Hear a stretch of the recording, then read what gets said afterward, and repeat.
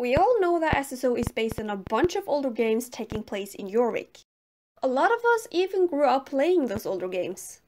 The world of Jorvik has existed for 15 years, and over the course of those years, a total of 13 games has been released in the Jorvik franchise. With so much content to process, you can really start to ask yourself, how did we end up here?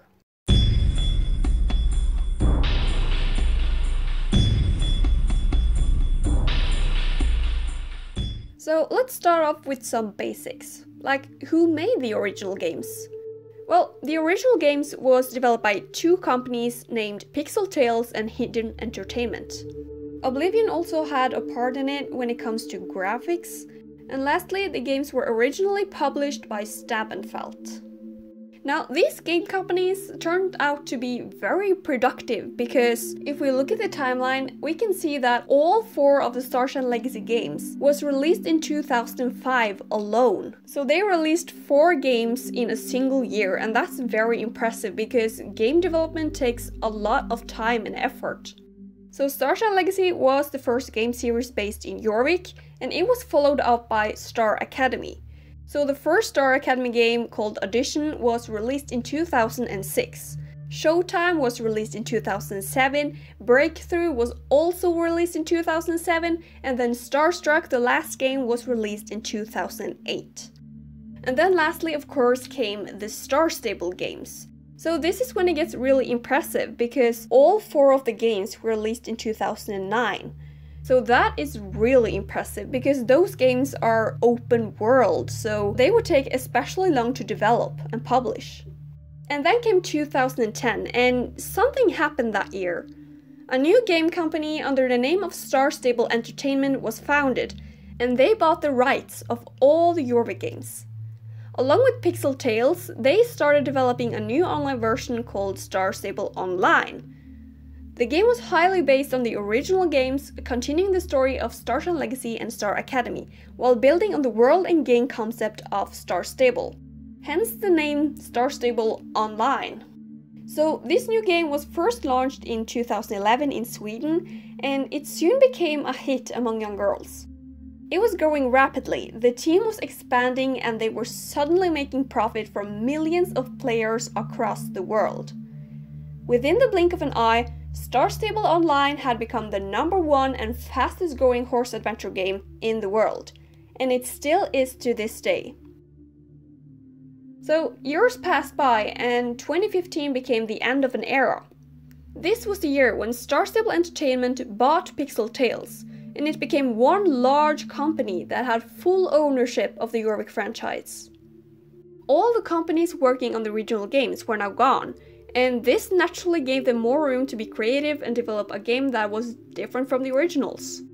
I believe this was when the big changes started happening.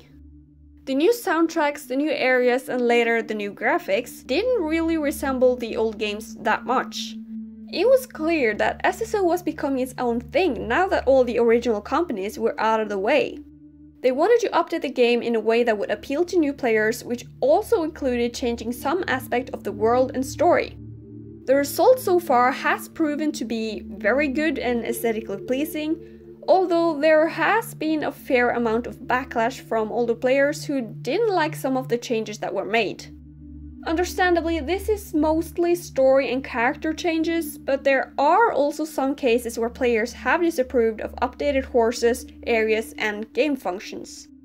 For the most part though, the feedback has been positive, and the game does seem to be heading in the right direction. SSO has improved a lot of things throughout the years.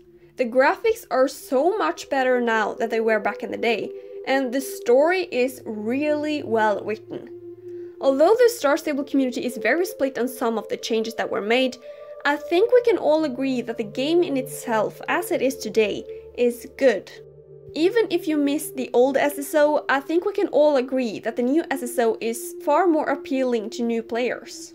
And yeah, SSO has countless of features that we didn't have in the original games.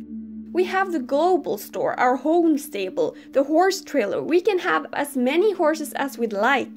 We can have running pets, and not to mention we can meet other players. Even things like daily quests and reputations were never a thing in the original games, and they've taken collections to a level that we've never seen before. So yeah, SSO has a lot of good new features. But of course, there's always a downside. Because even though SSO has given us a lot of good original features, there were a lot of things in the original games that I feel like they should have kept. Simple things such as character jumping is for some reason still not possible in SSO, even though that would be one of the most basic features to include in a game. Let's have a look at the original Star Stable games, because that is where the gameplay aspect of SSO comes from. So I played 2 of the Star Stable games recently, and I noticed so many details that made these games incredibly wholesome and realistic and overall really fun to play. Things like being able to sleep in a shelter in the woods at night, picking food for your horse straight from nature itself, or to care for your horse wherever you are. Why do we need to be around a stable for that in SSO? I've always found that so strange.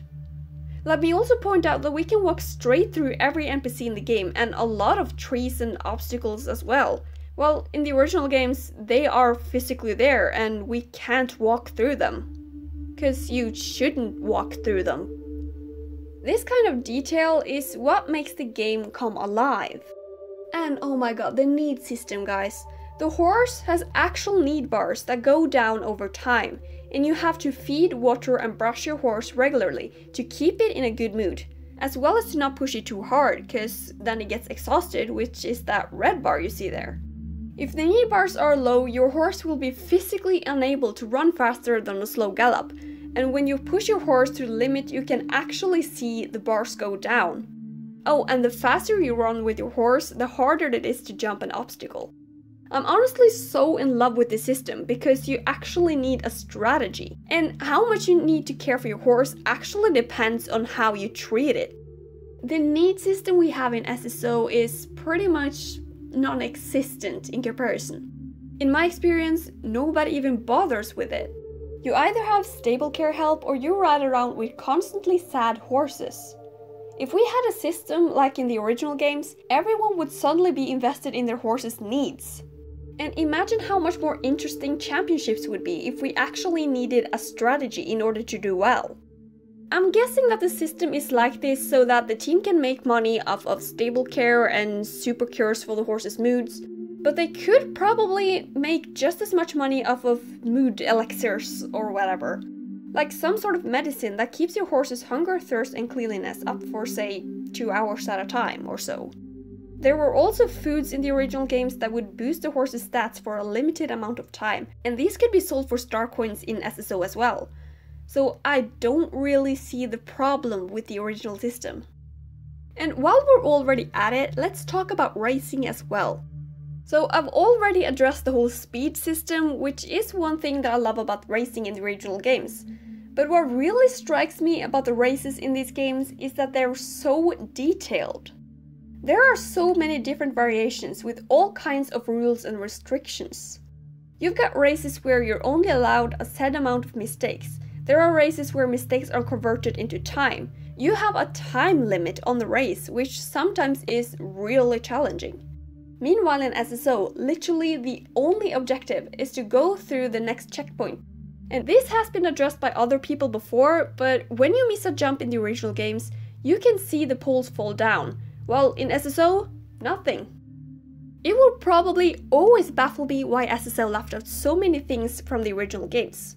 I mean, they were already there, so why not just reuse it? I'm not an expert on game development, but this sounds like a copy-paste situation. But hey, I guess at the end of the day, it is what it is. They probably will give us more features over time, so eventually, these old features will probably be forgotten because we have something better. It does sound like the updated player character will have jumping, which I've been nagging about forever, so there's that.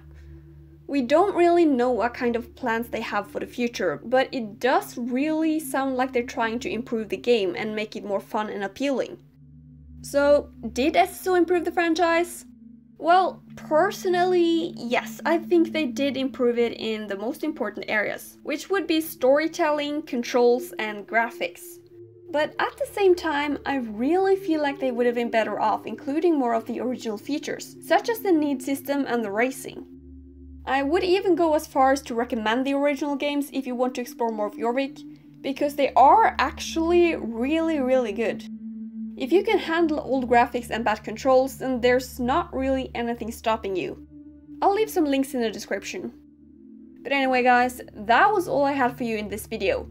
My question for you is, in what way do you think that SSO improved the franchise, and what original features do you wish they bring back? Leave your comment down below. And as usual, I hope you enjoyed the video, and if you did, I'll see you around! Bye!